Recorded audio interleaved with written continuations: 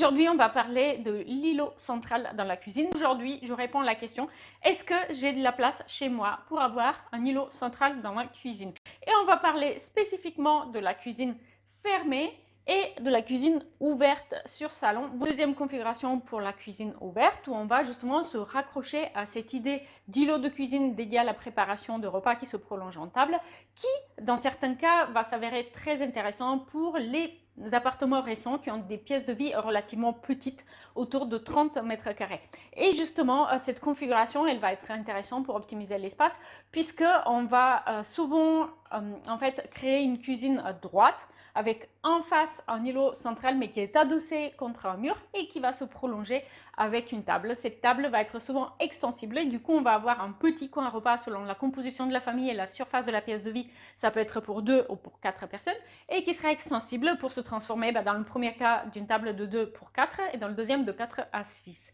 Et donc voilà comment en fait